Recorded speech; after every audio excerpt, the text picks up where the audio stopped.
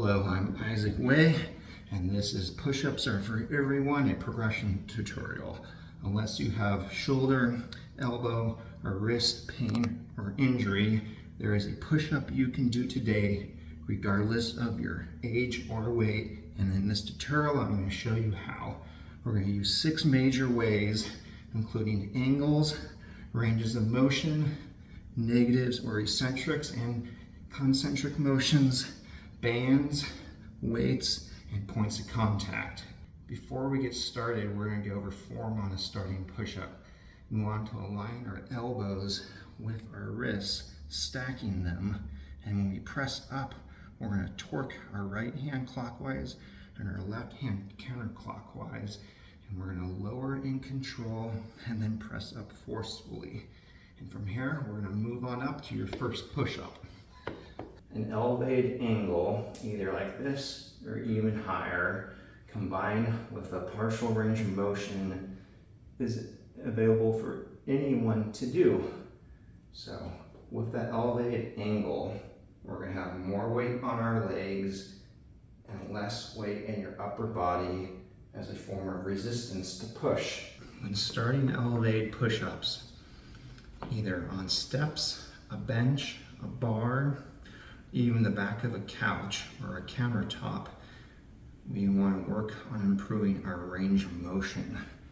So we have a hard time performing 8 full plus range of motion reps to start. We can do like a 90-degree elbow rep and build that up to 10, 15, even 20 reps for 2 to 3 sets with about a 60 to 90 second break between them. 2 to 3 non-consecutive days a week. So once we build up that fuller range, if we're able to go to a lower surface, we can likewise copy that, right? We can bring it down to a lower surface, and if you need to do less range of motion your first couple days and then progress to full ranges of motion, that is perfectly fine. In addition to improving our ranges of motion and lowering our angle, we may use the resistance band, which will be pulling us up as we lower, helping you on the concentric or pushing phase of push-up. Partner may likewise put a resistance band around your waist to help you achieve a higher amount of floor push-ups or to progress to that level.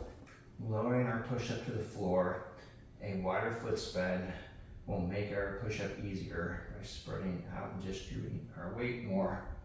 We can also do less ranges of motion and progress to full ranges of motion, as well as bringing our feet closer and full ranges of motion on our push-up. To master our floor push-up, instead of being able to knock out as many as possible, we want to focus on the negative or eccentric phase of exercise, which is lowering our body down, not dropping, followed by a quick concentric motion, which is when we're exerting force and coming back up. So our eccentric can be anywhere from 3 to 5 seconds. To make it more challenging, followed by quick concentric. And this is the best way to challenge your push-up if you do not have additional equipment to make it more challenging.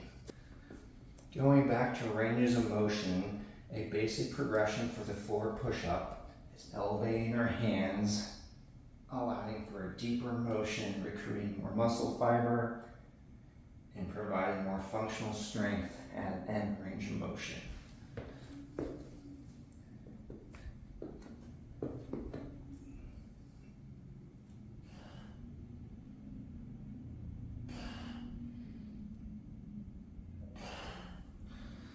Likewise, we can increase that elevation with practice on the lower ones to an even greater range of motion.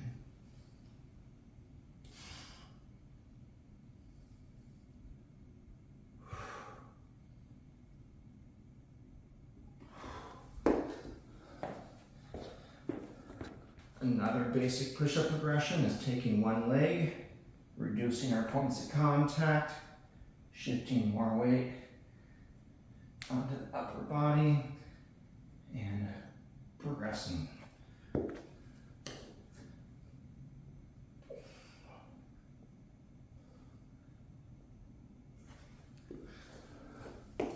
We may have used a band for progression to get down to a floor push-up, but once we're there, we can also use a band to make it more challenging.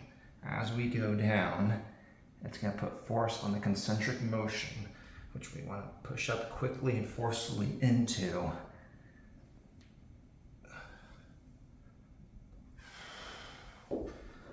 Bands may be used to get to the push-up on the floor, and they may be used to get the push-up on the floor and make it even harder.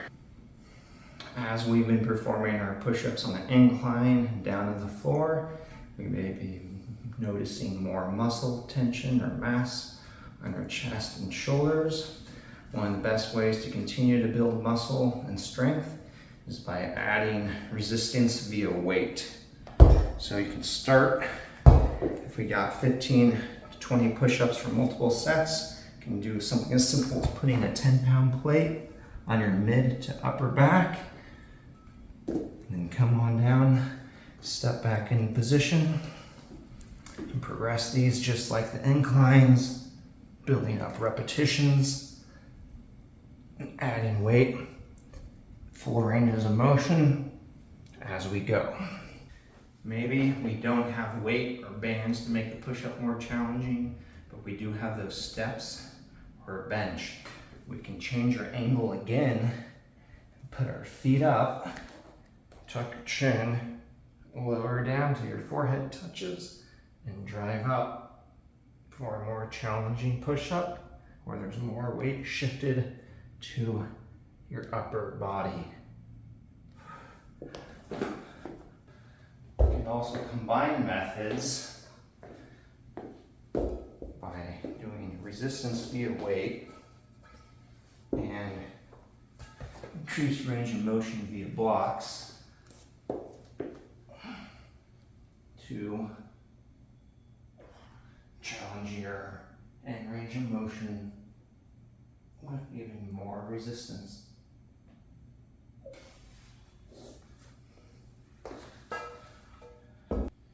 To continue to get the best out of push-ups, we can combine other methods like a resistance plate and a 5-count negative. 5, 4, 3, 2, 1, drive up. 5, 4, 3, 2, 1, drive up with a full range of motion to less points of contact. Single leg right. You can do something like a partial rep.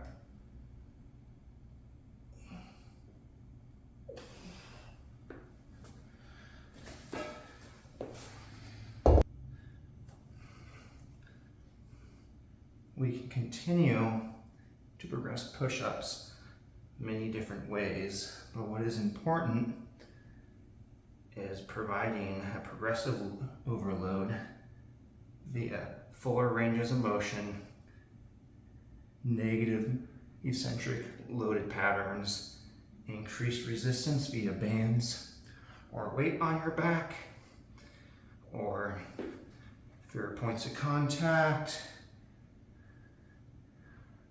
as well as reducing the angle from the start or increasing the angle on our feet to place more weight on our chest. What's important is we continue to get stronger and progress.